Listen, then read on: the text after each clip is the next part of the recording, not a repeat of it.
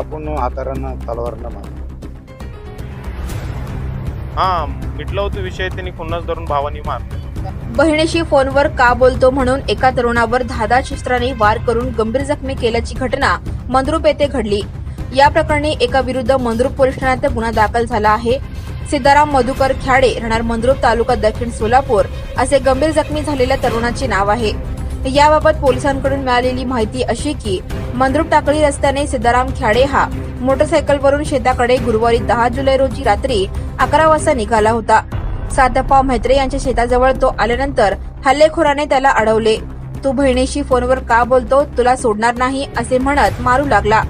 तेव्हा संशयित आरोपीने त्याच्या जवळील धारदार शस्त्राने डोक्याच्या पाठीमागील बाजूला व खांद्यावर वार करून गंभीर जखमी केले.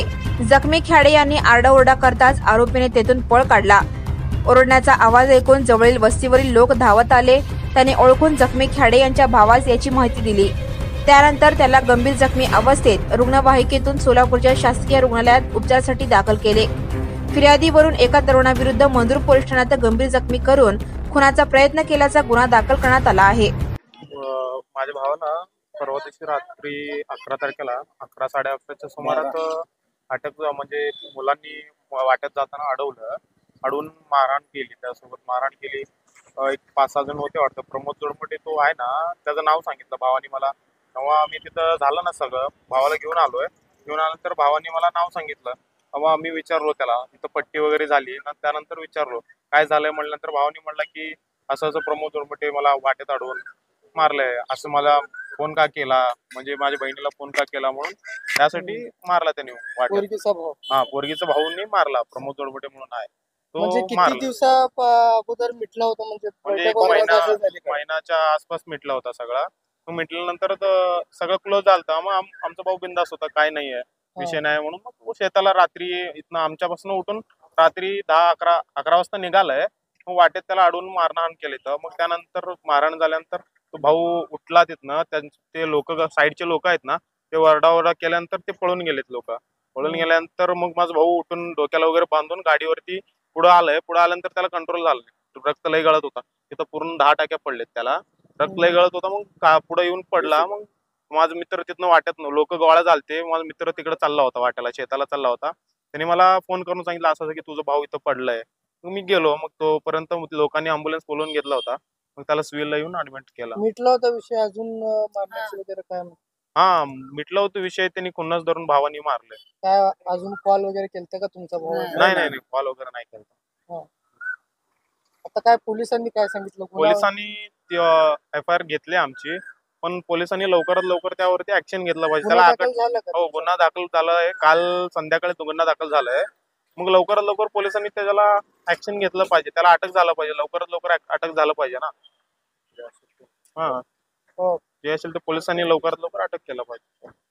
आमचा मधुकर मळशिदी ख्याडे मंद्रुप राहायला. काय झालं होतं नेमकं घटना? घटना काय नाही, त्यांनी काय त्यांचं काय घरातले काय नाही, फोनवर बोलवलंय. तर शेतातनं बोलवून घेऊन मारलं. कुठं मारलेत नेमकं? ते मंद्रुप सोडून 1 किलोमीटरवर. कशाने मारलेत? चाकून हातारानं तलवारनं मारलं.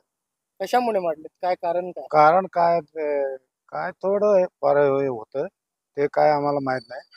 ते भांडण काय नाही. ते कोण मारलेत? नाव वगैरे माहित आहे का? हा, ते प्रमोद विठ्ठल जोडमटे, आणखीन काशीनाथ हेळकर मुलगा, त्यांचं पाहुणं कोणतर 8-10 जण मिळून मारले. आता कुठं मार लागले तुमच्या मुलग्याला? डोक्याला तलवारनं मारले. तर इथं झम्म्यानं मारले. 4 वार झाले. 3-4 जखमी आहेत का? हा, जखमी आहे. कोमामध्ये आहे. त्यांनी काय सिरस बोलत नाही त्यांनी. काय वय वगैरे नाव काय? त्याचं सिद्धाराम म्हेत्रे. सिद्धाराम मधुकर ख्याडे तुमचा मुलगा आहे का? मुलगा आहे स्वतःचा. आमचं मोठं मुलगा आहे. काय करतो काम काय नाही, शेतात. किती तारखेला झाली? 11 तारखेला रात्री 12 वाजता.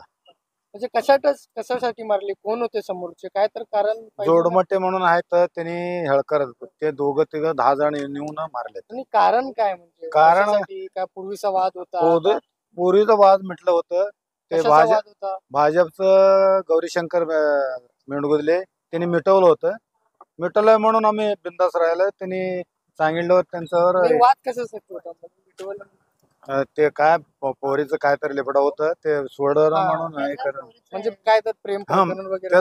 त्याचं काय झालंय त्याला काय नाही. हा. गौरीशंकर मेंढगो दिले, हा.